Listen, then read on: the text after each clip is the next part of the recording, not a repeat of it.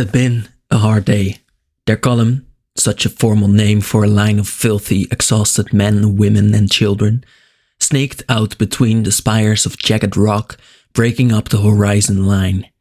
Monoliths shaped by the fires and quakes that regularly scoured the surface of Rogrin until only the most resilient creatures survived. But they do survive, thought Jirina Kudro, walking alongside one of the wagons heaped high with relics from their life in Dranith, from before the invaders came, just as we will, as we must. Her own mount had gone down miles back, mouth frothing with red foam, and she had refused to take another.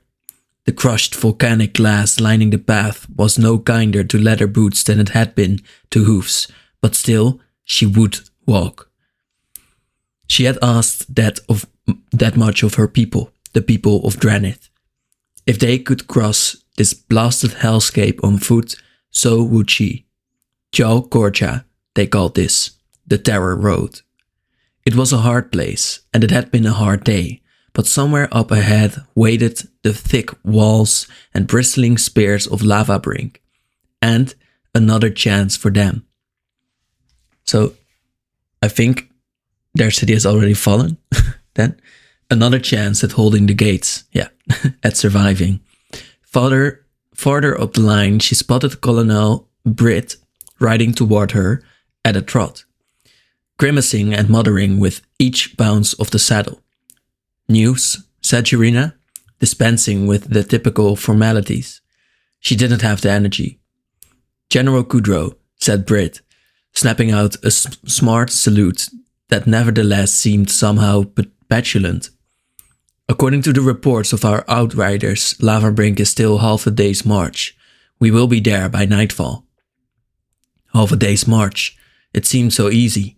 When one said it like that, if she could just keep her people together another handful of hours, they would be safe, or at least they would have another chance at safety.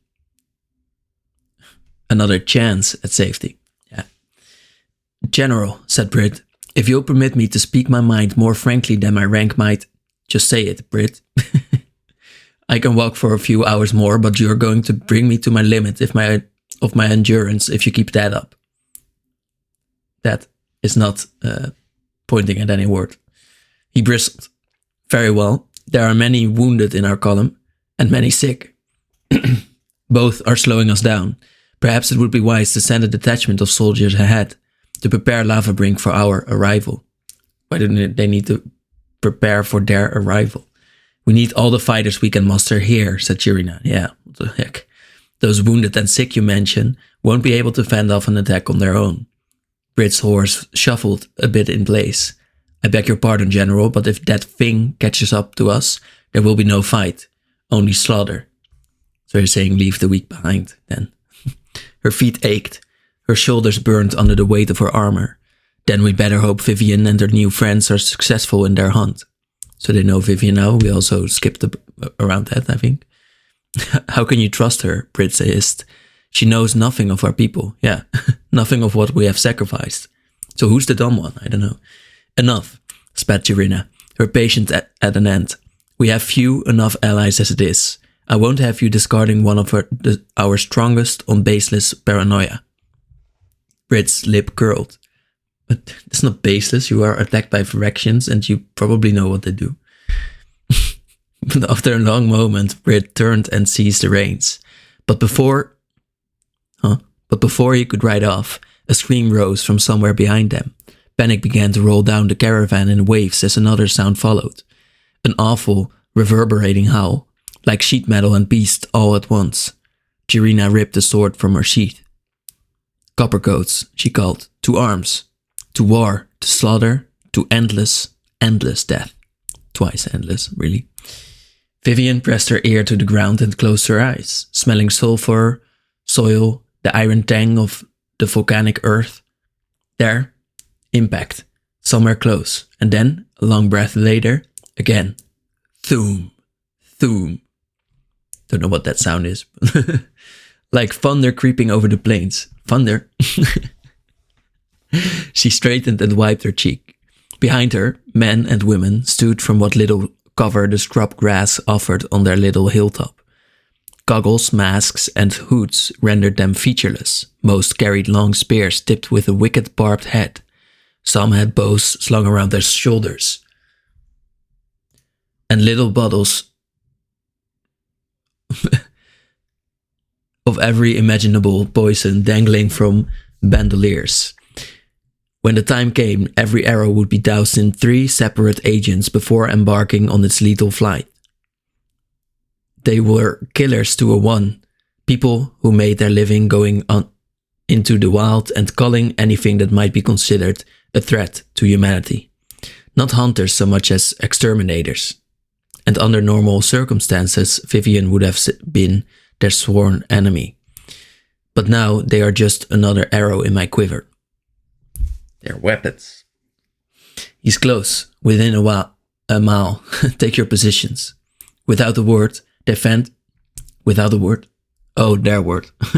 They fanned out in a careful crouch, barely making a sound save for the whisper of grass against dark clothing. Within a minute they were gone, leaving her alone with the man they called their leader. Ikoria's most accomplished monster hunter wasn't a particularly tall man, but his shoulders were broad and packed densely with muscle. His hair was swept back behind a high forehead. That ridiculous mustache of his seemed to accentuate his ugly grin even more. Listen to you, giving orders like a high commander of Draneth. You know they only obey because I tell them to, yes? Unnecessary. Yeah, she ignored him, that's right. Her eyes fixed on the mouth of the canyon ahead. From the distance, she couldn't tell the subtle differences in the color of the earth, where they'd buried their little surprises. That was good. Somewhere to the east, Jirina and the other innocents of Draneth crawled slowly towards shelter. Lukka would be coming for them. No matter how little she liked this man, she and Chevel were the only thing standing between those people and their doom. Thoom. There it was again. Thoom. Thoom. Thoom. I'm just going to say the sound as it is. What's wrong, beast lover? Sneered Chevel. Wingcat got your tongue? Or perhaps it's terror which has seized your heart. That's not how he talks, probably. Fear not, for the great Chevel is here. Come on. And if there's one thing I know how to do, it is kill monsters. Yeah, that's your personality. She could barely hear him. All her attention was fixed on the canyon now, where a scattering of lizard mice emerged, running in barely trackable zigs and zags. The erratic and mindless motion of prey fleeing predator. Thoom. Just behind the little creatures came a raptor, then another, and another after that, all running low to the ground, their tails held straight out behind them for balance, moving in sinuous, sure lines. One might have thought they were watching a hunt, if the raptors hadn't closed the gap and utterly ignored the lizard mice. They were trying only to get away from the canyon. From somewhere behind them came a deep, throaty baying. Thoom. I think this is funny. From the mouth of the canyon now came a vantasar. 30 tons of stampeding animal. An unbelievable mass of muscle and will, all bent toward escape. In the beast's haste, though, it misjudged its footing.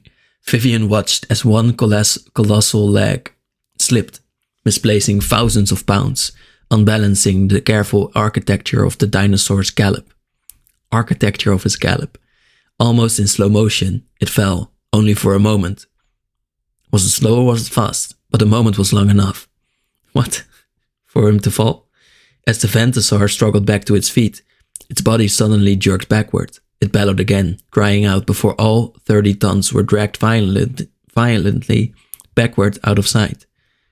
What in the devil's teeth? Hissed Chevel, even his bluster arrested. Huh? The creature continued baying. Is this the same writer again? The creature continued baying. The calls desperate and terrified, until, with a distant wet crack, they abruptly stopped. More sounds followed. Terrible, unplaceable, ripping, snapping. The sounds of eating and of things for which Vivian had no words. We're supposed to be hunting the coppercoat, the exile, said Chevel. no longer daring to speak above a whisper. Vivian only nodded toward the canyon. We are.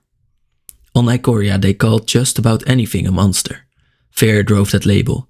A civilization raised to hate and despise the creatures with whom they shared their plane.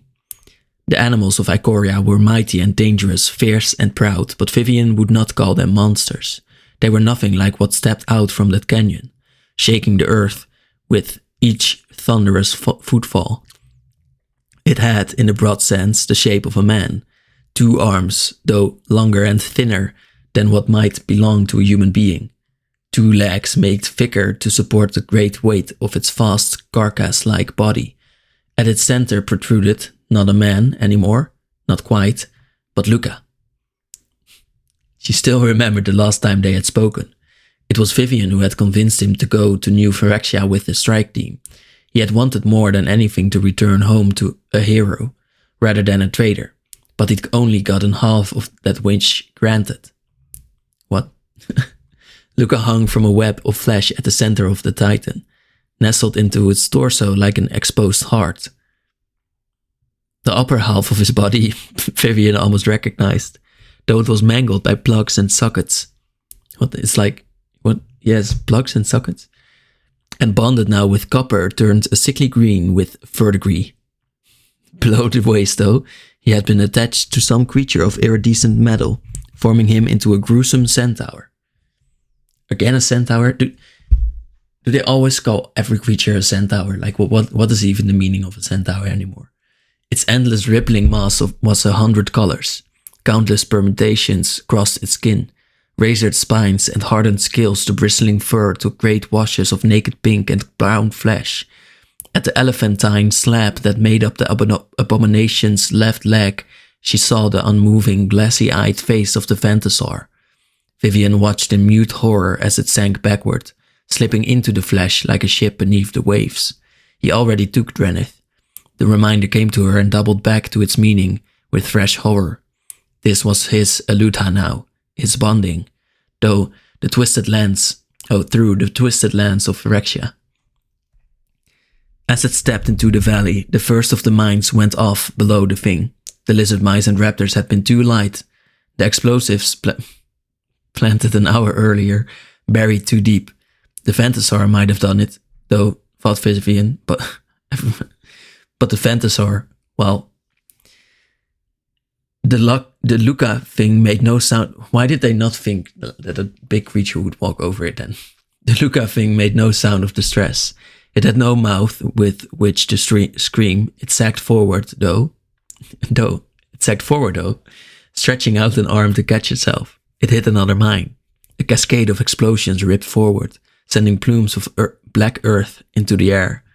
It reared back now, away from the blasts, and a thunderous crack peeled out through the floodplain it stood on. How? The abomination took a step forward, and that titanic, fleshy leg plunged down, past the hardened crust, into the beating volcanic heart of Rogrin. Even from here, Vivian could feel the wash of heat over her face as magma bubbled up around the Lukka thing's leg. Flame erupted further up the trunk, and smoke began to billow out over the valley floor. The smell was horrible beyond description. She was entranced by the sight, the horror and scale of it, like a glimpse into the primordial birth of the plane. Huh? She almost missed Cheval, rising next to her, cupping his hands to shout, "Now, we have him, yeah, do something." From the hunches of red sawgrass around the opening of the canyon rose Cheval's black-clad hunters. They loosed a stinging cloud of arrows, peppering the Lukka thing's flank, the shafts closest to the lava bursting into little multicolored flames as the poisons burned. On either side of the monstrosity, others hurled barbed spears affixed to ropes, planting 24 in the meat of Lukka's terrible cuirass. The hunters pulled each line taut, and then, with practiced movement, unslung long hammers to pound stakes into the ground as anchors. "Take the shot," barked Cheval. Vivian was already pulling back the arc bow string, Her elbow went up, the powerful muscles in her back and shoulder tensing in practiced motion, an arrow of translucent green light forming between her index and middle fingers. It was a long shot, but she made longer. She had made longer. I mean, there are times where you need to explain things, and there are times when you don't need to explain things. Vivian loosed.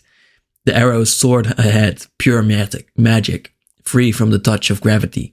It, explain that or something. It crossed the space between her and the Lukka thing in an instant, just before it landed, yeah, we know it's an arrow. Just before it landed in the actual body of Lukka, the fraction implanted at the center of this awful flesh construct. A spur of bone jutted up suddenly from the flesh around him. Huh? Wait, let's do this again, this whole sentence, yeah? This is how long it is. Just before it landed in the actual body of Lukka, the fraction implanted at the center of this awful flesh construct, a spur of bone, jutted up suddenly from the flesh around him, catching the shot harmlessly. Huh? You need to be slow with this. Cheval barked a swear. Vivian readied another shot, but already the thing was slouching forward, hiding its pilot heart. Slowly then, like a beast rising from sleep, it pushed forward. The dozens of ropes in the thing's sides strained, then began to give. Some snapped. For others, the spears tore messily from the mottled flesh. Vivian could hear panicked shouts from the hunters on the ground. Some were already turning to run. Others readied second barbs, hefting them for another toss. These ones paid for their bravery. With a sweep of one misshapen arm, the giant cleared them from the scrubland. The ones who were not tossed away like dolls were embedded. What?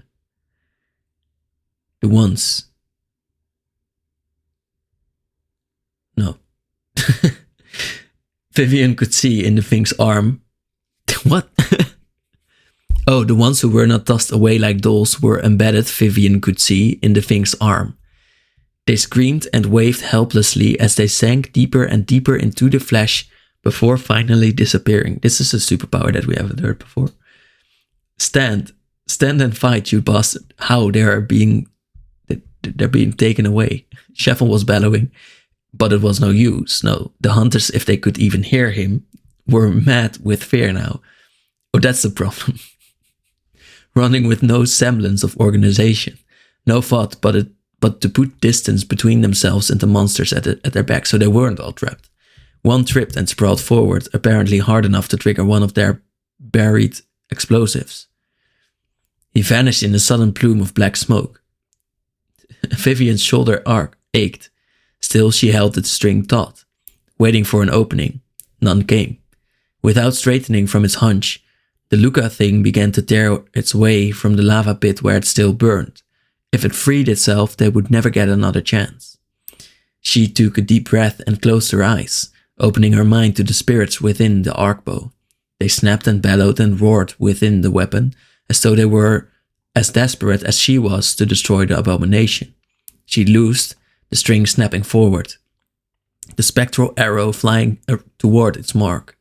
This time the viridian energy unspooled, growing as it soared toward the Lukka thing, changing and multiplying in size.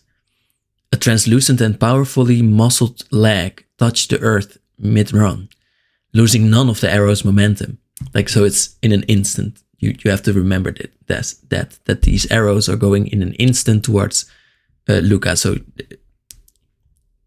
apparently this big green light, I think everyone should be blind. A ghostly green jaw materialized, already open in a challenging roar. The spectral dreadmaw. That's sick. Every bit the predator in death that it has been in life, crashing into the Lukka thing with tremendous force. That is an insane power, to be honest. For a moment, the abomination seemed outmatched. It was bigger than the dreadmaw, but clumsy. Only a clumsy fraction, then. That's interesting. We've never seen that before. Maybe it's Lukka's power to be clumsy, even though he's a perfect machine.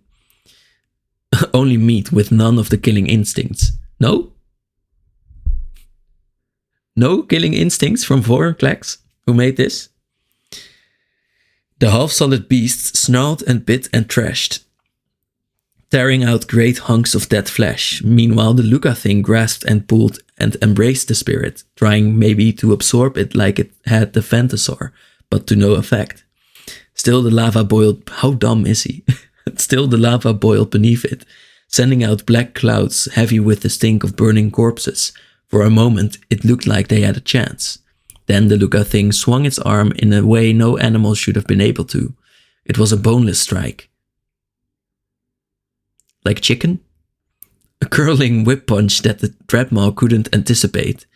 The impact seemed to ripple through the spirit's form, stunning it for a moment. It seemed to be reconstituting its spectral body when the thing crashed both arms down on the ghostly dinosaur in a brutish, ugly bow, all its mountainous weight behind it.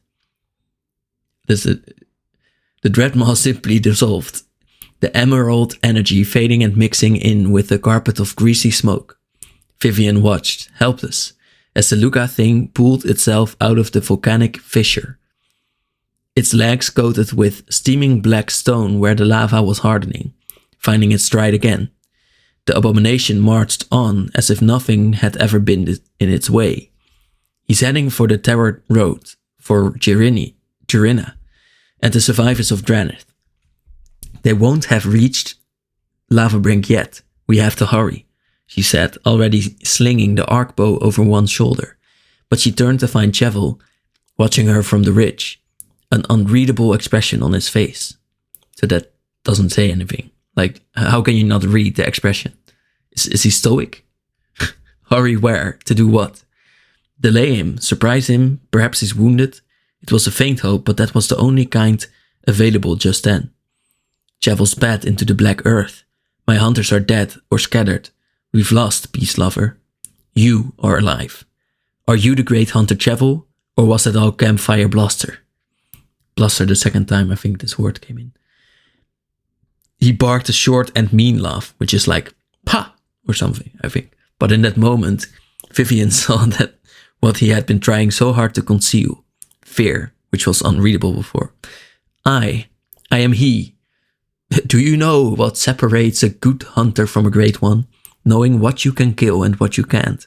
And I'd say I've learned just which of those categories the Coppercoat now falls into. There's nothing more we can do, unless your wee magical bow has an even nastier monster still cooped up in there. Vivian took a step closer to the man. She was taller than he was and loomed over him now. I can't let you leave, Chevel. I need you. You know this land, and I don't. Vivian.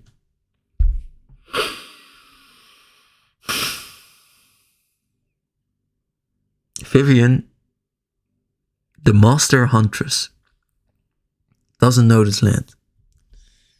Doesn't know how to traverse it. Well, she has traveled around it for a long time and has made entries into her diary about it, which we saw before. She doesn't know the land yet. So Chevel says, which is why you should take my advice and run.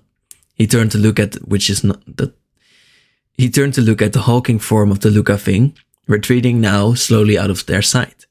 Or was he looking past it toward where those thundering steps were taking the abomination?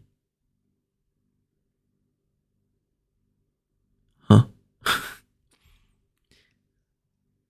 Oh, as if hearing her thoughts, Chevel said, there are things in those mountains that make death seem a kindness. If you must kill me, girl, then do it. At least people will lay flowers on my grave, instead of never knowing that the great hunter Chevel existed at all.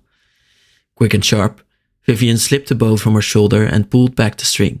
A ghostly green arrow appeared nocked. She held it, pointed toward Chevel, who sniffed and looked back toward the mouth of the canyon. She held it there a moment longer, green light playing across her face, before twisting her body and shooting it straight into the sky. The creature slaughtering Jirina's Coppercoats might have been one of the great cats of the Savai Plains. The metallic plating that now covered its face, coppery and stained with green oxide and red blood, made it hard to be certain. Under a paw the size of a human head, it held a soldier pinned against the ground, who struggled weakly against the claw, pushing into his chest, without thought, because if she allowed herself to think, to fear, She might run. How?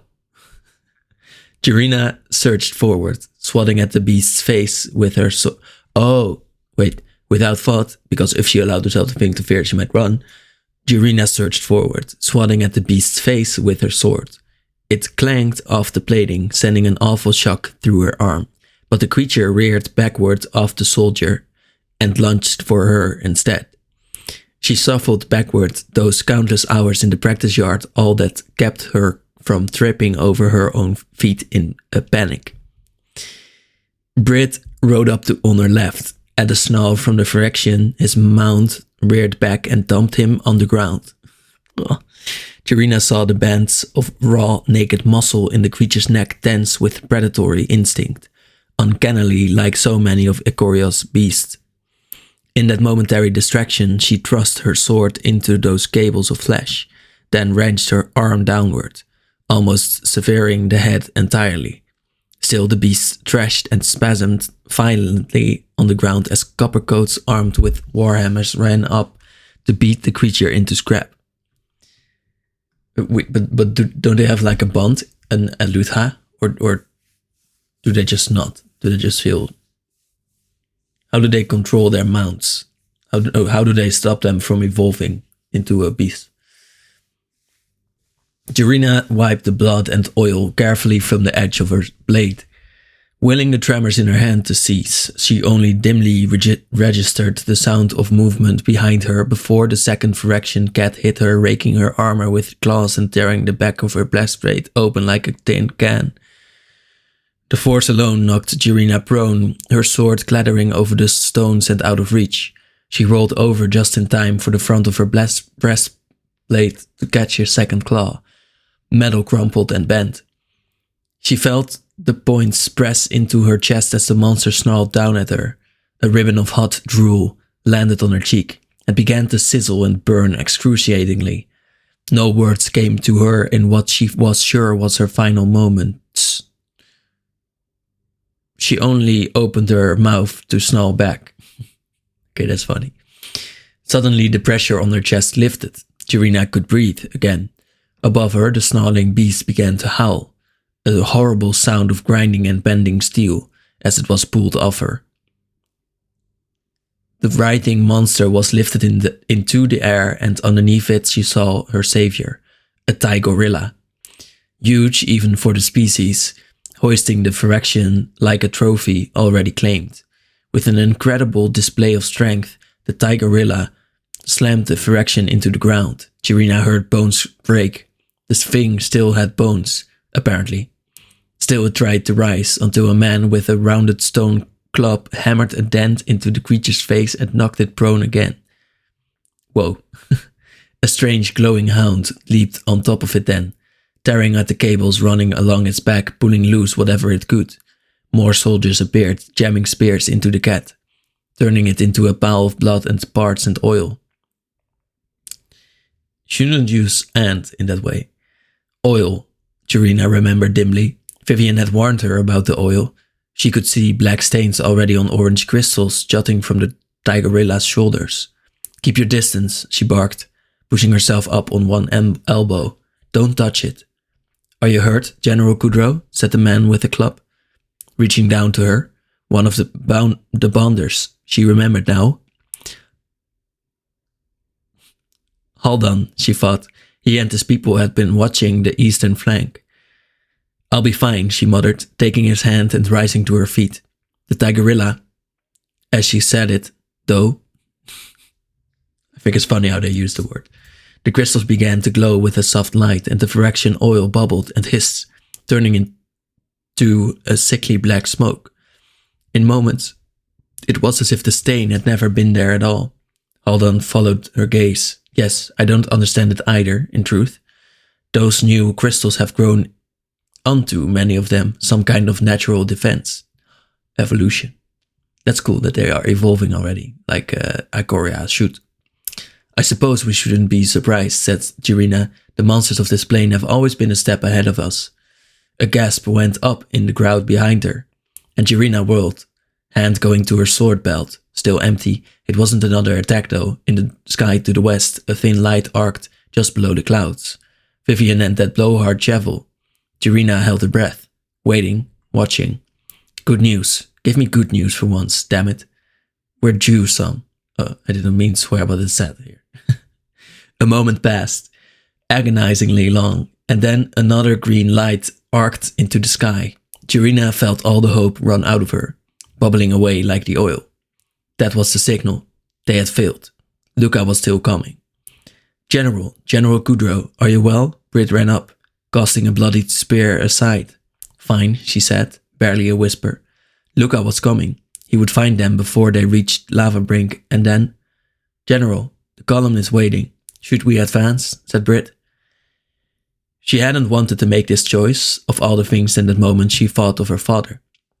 He had been a cruel man by the end, a villain in so many ways, but perhaps in his position there was no way to become anything else. These were the scouts, she said. We need to change course. There's a shortcut, perhaps a mile ahead, a path leading eastward. It will be harder going for the wounded and elderly, but we are left with no options. Brit briskly saluted and ran off to find his mount. Jirina turned to find Haldan watching her uncertainly. I grew up in Rogrin, he said quietly. I've taken Jar Korcha many times. That path does not lead to Lava Brink. He looked over his shoulder toward the sky, as if he was suddenly worried he might be carried off. But there was nothing except for those gaping red portals far to the north, almost out of sight. We're in the territory of... Steady, General, Jirina faced him, willing her face into stillness. We're in the territory of... And then she interrupts.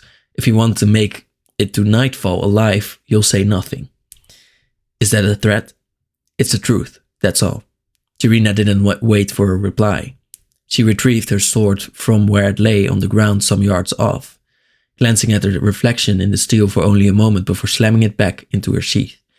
Is that why they did the whole turnaround with it, with no stop, don't say it? Because they wanted to say that she took her sword back or something. Also, she's weakened. Like, she can only whisper. How can she carry a sword from the ground? Like, how? The pass Jirina led them through was narrow and jagged as the peaks that climbed on either side of them. Harder going to be sure. The sharp and uneven stones that littered the trail took off wagon wheels and punched through the soles of boots. Items once... How do stones punch? No, okay, I understand that one, I think. It's like punching through a ticket or something. Items once thought irreplaceable, taken from Dranith as it fell, now littered the ground where they passed. Silverware, clothing, furniture, family heirlooms that had survived countless calamities now left discarded like garbage. All the while, the refugees kept wary eyes to the outcroppings of volcanic rock on either side, waiting for the next attack. All anyone spoke of now, when they spoke at all, was Lava Brink.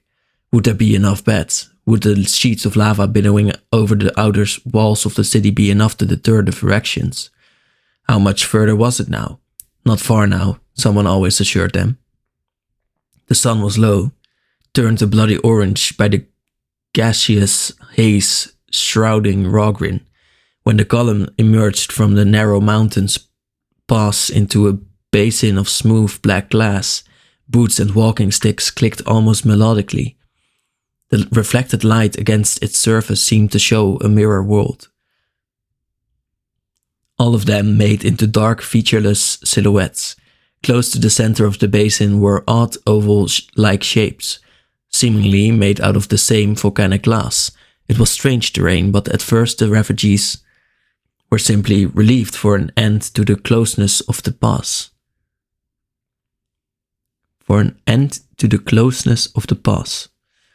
Only when they searched the horizon did an uneasiness begin to set in. On all sides of the basin were smooth, steep slopes. There seemed to be no other road or pass out. Where has the general brought us? This isn't Lava Brink. We have to turn back. Jirina felt the crowd simmering, a herd close now to panic. She knew it was her responsibility to say something, but in the moment no words came to her. She's weak. Someone grabbed her arm. It was the bonder from before. Hold on. We have to leave this place. These people can't be here. None of us can. This is... He was interrupted by a scream. Everyone now was pointing at the far slope, where something much like a human hand, though far out of scale, unnatural and huge. Far out of scale and huge? Like their fingers are long, maybe. Grabbed the lip of the volcanic basin. The fearful murmuring all around Urina went suddenly terribly quiet. In pendulous, clumsy motions, the monster of stolen flesh pulled itself over the rocks. Lukka was more grand and horrible than when Jirina had seen him in Dranith. His suit of flesh easily 3 times the size. Scales and feathers spotted the vast canvas of its skin, and the trunk-like legs were covered in hunks of fused black stone and glistening, ghastly burns. It began to crawl down the slope, spider-like, bending its impossible anatomy like clay, and this broke the silence. Like cracking sound, maybe? Suddenly the air around Jirina surged with panic, screaming, crying, which didn't break the silence. And angry calls filled the air. The crowd had begun to press back toward the narrow pass out, but there were too many of them. The escape route too small. They're going to trample each other, thought Jirina. She tried to shout over the maddening cacophony, which is silent, commanding them to hold their ground. No one listened, because silence, I guess. It wasn't clear anyone had even heard her. The thing had reached the floor of the basin now. Slowly it rose and its mangled, thick legs, and there, at the center of its chest, she could faintly make him out. Lukka, my fiance. Across the surface of the towering horror, poor girl, flesh rippled and split, leaving pockmarks. No, not pockmarks, thought Jirina. Mouths. Quiet. 1,000 voices shouted in unison to be quiet, and the basin went quiet. The crowd behind her stilled, too afraid in that moment to even continue their crazed dash to safety.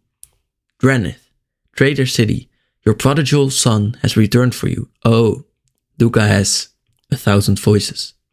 The voices matched but weren't perfectly synced, making eerie echoes of each other as Lukka delivered his message. I forgive your crimes against me. I bring a great gift. What ego? He brings a great gift. Within Phyrexia you will find strength unlike anything you have known. Within me, you will find true unity and purpose. Damn.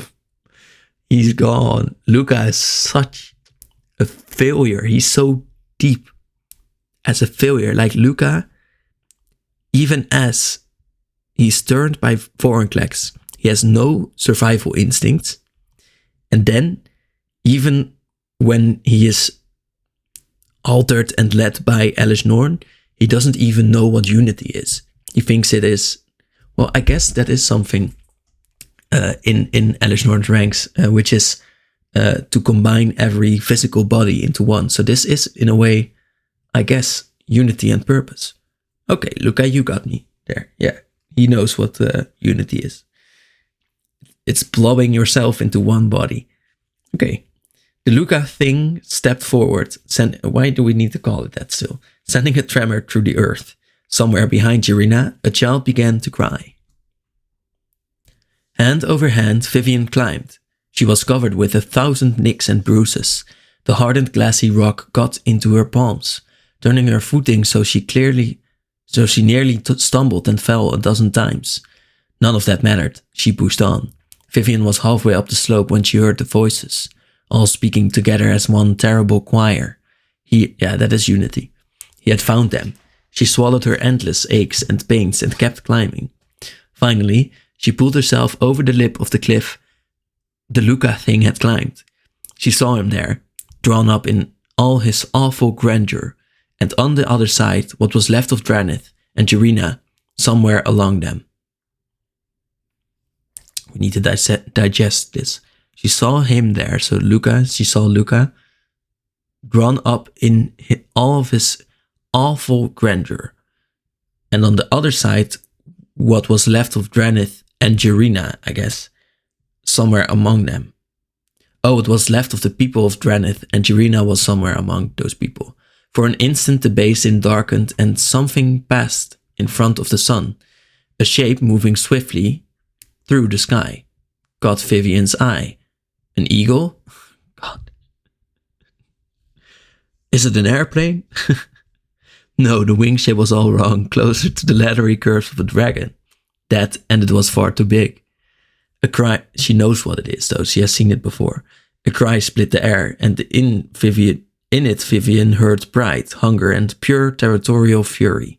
Something swooped down through the clouds, and she saw him clearly now, Vedrok, the apex monster of Rogrin. Oh my god, she realized, we're in its nest. Oh my god. It dove toward the greatest threat laid out across the basin, the Phyrexian Titan. Lukka reached out an arm, grasping toward the cat-like dragon in response.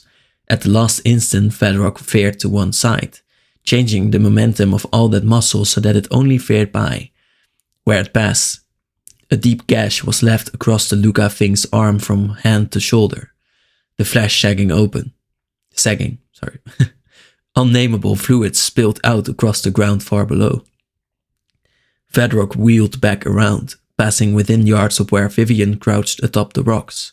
A roar of wind swept after, almost knocking her back over the cliff. This time, the Lukka thing raised both arms, holding them like a wrestler. By the way, the art you're seeing right now is a centaur. But okay. Just before the apex monsters reached it. Oh wait, that's Vedrok, I guess, maybe, with Lukka, the Lukka thing, but Lukka is away now from the... I'm sorry. Those it ripped away with talon and teeth landed with heavy, sickening thuds against the smooth stone below. Some, though, found purchase. Vivian watched as Vedrok beat its wings helplessly, unable to lift its own bulk and the terrible mass of the Phyrexian attached to him. Possessing meat is like meat that is possessing, wrapped around Vedrok's leg, inching forward almost like a liquid. Soon it covered the talons altogether. Even it can't win, thought Vivian, even a beast like that. Could have just said, even this beast can't win. It's unnecessary. She unslung her bow with a shake of her arm, which and knocked an arrow, pulling it back. If she could only distract it, maybe she could give Vedrok the edge it needed. The monster was wrestling with the Phyrexian now, slowly being drawn inch by inch into it. She searched for a target, but Lukka himself was blocked by the thrashing predator. It's like, I don't know, they know how the art will look and they just don't change the story for it or something. Then, in the fading light, she noticed a strange blue glow rising from the apex monster's mouth. Vedrok roared again, that vicious animal call, and flames so brightly blue they were almost whitewashed over the Lukka thing's arm. Anything the flames touched was consumed in an instant, not burned so much as erased. All the mouths still dotting the surface of the Lukka thing began to scream. That, Vivian was sure, was a sound that would never leave her. 1,000 voices all crying out in identical agony. Suddenly it was as if most of the flesh titan's arm had never existed at all. More coruscating blue flame poured from Vedrok's mouth. It's not necessary to use words no one has ever used before. Scouring the right flank of the nightmarish thing. It raised an arm to shield itself, but the flames greedily devoured anything they were given. The Phyrexian Titan lurched to one side, releasing its hold on Vedrok in favor of retreat. But the Icorian predator was faster. It snapped its head forward, pushing fearlessly now into the center of the abomination. Oh, that's what we're seeing here. And tore out a hunk of not flesh, Vivian realized. Struggling now in Vedrok's jaw was Lukka, who is not made of flesh anymore. He does have flesh though, I think. The true Lukka, or at least the thing New Phyrexia had made of him. Without its pilot, the the giant of harvested meat and bone teetered to one side and fell to the ground with enough force to echo through the nearby peaks. Vedrok beat its wings twice and lifted himself up onto the same cliff edge on which Vivian perched. She was no more than 100 yards from the beast, from the squirming, screaming thing in his mouth. Wait. Okay. In Dranith, thought Vivian, they would have at least given him last words. She pulled back one more spectral arrow and put it in the center of his chest, then another and another. Dranith was gone. They were in the wilds now, and they kept only one law: survival. Why would you let the screaming thing talk? Shoulder to shoulder with the other survivors, Jirina watched as Vedrok tossed Lukka's corpse down the slope. So passes the captain of the specials, she thought. It's good that he's dead, I think. And found nothing but an odd hollowness, where she might have found sadness or regret. The great beast of Rogrin lifted off the edge and landed down next to the sagging mass of flesh remaining, scouring it with one more gout of flame so hot they can burn away the very memory of something Jirina remembered Lukka once telling her. In this instance, she hoped that was true. So Lukka knew it, then. Vedrok turned to the... So why, if Lukka knew the monster and if he knew he couldn't win from it, why did he still go there? Vedrok turned to the assembled crowd, all that remained of Dranith. They had briefly forgotten their terror watching the monster's battle. Now, staring into Vedrok's yellow eyes, they found it once more. Whispers, gasps, and whimpers spread around Jirina, though no one fled just yet. They seemed as a people to hold their breath. Again, the blue glow rose in the back of the creature's throat. Is he going to show mercy? Because that would be really weird. Then, waving her arms, running in front of them all, was Vivian. Wait, she said breathless, speaking Jirina realized, to the apex monster himself. Wait.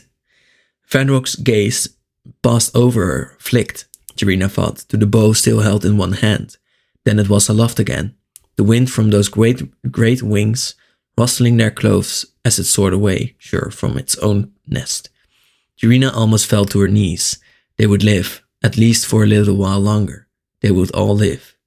Maybe as a thanks or something. That could be the explanation you could at least tell us, maybe, or like show us that it is thankful. You used us as bait, someone said. Hold on, she found, turning to face him. You knew we would be trapped here, the injured, the children. Yes, said Jirina, I did. We could have been devoured by that thing, or worse, he said, raising his voice. We might have perished in the same fires. His fury had reached his cheeks now, flushing them red. But you weren't. Aren't you happy you are alive? You had no idea that... That's what I said, by the way. You had no idea what that monster would do. In war, there are no certainties, said Jirina, feeling so very tired now. She was already too tired to speak. Is it not enough to have won, to have gotten them to safety? We have to adapt if we want to survive, just as the monsters do. You should have told us, someone in the crowd said. What kind of leader puts her people in front of a monster like that, said another. It was the only way, she thought. Could they see that? It was the only way, wasn't it? Listen to me, it was Vivian speaking now. Lavabrink is still a half day's march. You will have to walk through the first part of the night. Whatever else she did, Jirina bought you that time. With respect for what you've done, said Haldan, you aren't one of us. Damn, bro. And you aren't either. He isn't either. He is like a bonder. And all the danger you walked into today, you did of your own free will. I am not a soldier. Swearing word. I'm not one of you, said Vivian. Only now could Jirina see how battered and bruised the woman looked. It didn't seem to... It didn't seem to so much as slow her down, and I can't claim the right to tell you how to treat her. It's your plane, your people. You can dethrone her or cast her out, but do that after you've survived what's coming. Haldan looked at the hideous remains of Lukka's creation, still smoldering with blue flames. What's coming? Just then, a ripple of thunder rolled across the sky. Behind the mountains, another hole in the sky. It was just like the ones that had opened over Dranith. From it, prodding almost like a skeletal finger, came a white metal tendril of impossible size. A branch, Vivian had called them, though Jirina couldn't imagine the tree they belonged to. "This is far from over," said Vivian. "There's a hard day ahead yet." For a moment she didn't know which way the crowd would break, but they had no energy to tear her apart just then. Around Jirina, people began to pick up their things, turn around their pack animals and wagons, helping one another as they went. She watched them ready each other for whatever was ahead. This is what they had earned with their fighting today. Survival. Another day, hour, or minute. There would be a reckoning, Jirina knew. A price to pay. Jirina lifted her own bag. When the day came, she would be more than glad to pay it.